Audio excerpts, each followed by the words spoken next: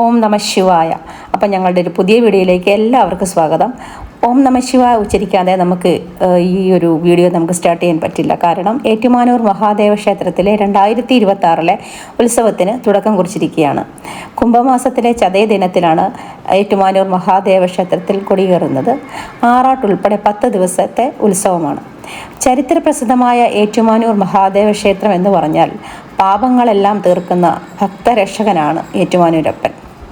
അവിടെ വലിയ വിളക്കിൽ എണ്ണയൊഴിച്ച് പ്രാർത്ഥിക്കുന്നത് ആത്മാർത്ഥവും സത്യസന്ധവുമാണെങ്കിൽ നമ്മൾ പ്രാർത്ഥിക്കുന്ന എന്തും ഭഗവാൻ നടത്തി തരുമെന്നാണ് അനുഭവങ്ങളും വിശ്വാസങ്ങളും ഒക്കെ തെളിയിക്കുന്നത്. അപ്പോൾ ചെന്നപ്പോൾ തന്നെ നമുക്ക് ഭഗവാൻ അവിടെ എഴുന്നള്ളി നിൽക്കുന്ന ഒരു കാഴ്ചയാണ് കാണാൻ സാധിച്ചത് കേട്ടോ.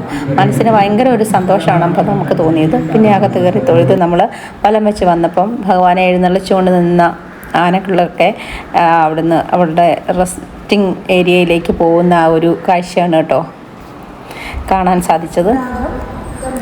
ആനകളെയൊക്കെ കാണുന്നത് നമുക്ക് എല്ലാവർക്കും ഭയങ്കര ഇഷ്ടമാണല്ലോ അല്ലേ. അപ്പം ഞങ്ങൾക്കും അത് ഭയങ്കര ഇഷ്ടമായതുകൊണ്ട് ഞാനും ശ്രീകുട്ടനും കൂടെ കുറച്ച് നേരം അവിടെ പോയി നോക്കി നിന്ന് കേട്ടോ. പാറു എന്നാന്ന് തോന്നുന്നു അവളുടെ പേര്. അതെ. അപ്പോൾ അതൊക്കെ കണ്ട് തിരിച്ചു വന്നപ്പം സ്റ്റേജിൽ നല്ല മോഹിനിയാട്ടമൊക്കെ നടക്കുന്നുണ്ട്. അപ്പം വരും ദിവസങ്ങളിൽ നവ്യ നായരുടെയും MG ശ്രീകുമാറിൻ്റെയൊക്കെ പ്രോഗ്രാംസൊക്കെ ഉണ്ട്.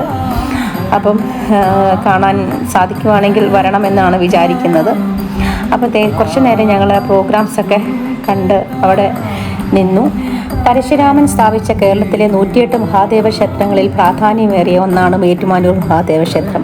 ഐതിഹ്യങ്ങളനുസരിച്ച് ത്രേതായുഗത്തോളം പഴക്കമുള്ള നൂറ്റാണ്ടുകളോളം ദേവന്മാരാലും ഋഷിവര്യന്മാരും പൂജിക്കപ്പെട്ട വിഗ്രഹം. അതുകൊണ്ട് അസാമാന്യമായ ഒരു ദേവസാന്നിധ്യമുള്ള ഒരു ക്ഷേത്രമാണിത് കേട്ടോ.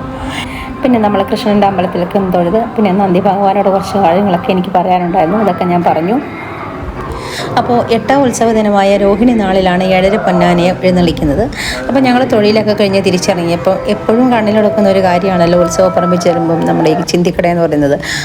അതുപോലെ ഞങ്ങളും അവിടെ ഒന്ന് കയറി കുറച്ച് ക്ലിപ്പും പൊട്ടും ഒക്കെ വാങ്ങിച്ചു. പിന്നെ ഒരു 2 ഐസ്ക്രീമൊക്കെ വാങ്ങിച്ച് ഞങ്ങളവിടെ കുറച്ച് നേരം നിന്നു. അപ്പോൾ പോരുന്ന വഴിയിലെല്ലാം കൂടെ നീളം ഇഷ്ടംപോലെ കടകളും ചെടിക്കടകളും അതും ഇതൊക്കെ ഉണ്ട്. അപ്പോൾ ഞങ്ങൾ എന്തൊക്കെയോ വാങ്ങിച്ചു. പിന്നെ എവിടെ നോക്കിയാലും പല പല രീതിയിലുള്ള കടകളാട്ടോ. അപ്പോൾ പണ്ടത്തെ രീതിയിലുള്ള ഒരു പാവകളും പേനകളൊക്കെ കണ്ടപ്പോൾ നമുക്ക് പണ്ട് പിള്ളേർക്ക് വാങ്ങിച്ചു കൊടുക്കുന്ന ഒരു ഓർമ്മയാണ് എൻ്റെ മനസ്സിലേക്ക് വന്നത് കേട്ടോ. ഞാൻ ഇതുപോലെ ഗിൽറ്റൊക്കെ ഉള്ള ബലൂണും ഇതുപോലെയുള്ള കളിപ്പാട്ടങ്ങളൊക്കെ എൻ്റെ പിള്ളേർക്ക് വാങ്ങിച്ചു കൊടുക്കുമായിരുന്നു. എനിക്കത് കണ്ടപ്പോൾ ഒരു നൊസ്റ്റാൾജിയ തോന്നി. അപ്പോൾ ഇന്നത്തെ വീഡിയോയിൽ ഇത്രയൊക്കെ ഉള്ളൂ. Okay, bye. അപ്പോൾ എല്ലാവരും ഒന്ന് ലൈക്കും ഷെയറും സബ്സ്ക്രൈബൊക്കെ ഒന്ന് ചെയ്തേക്കണേ.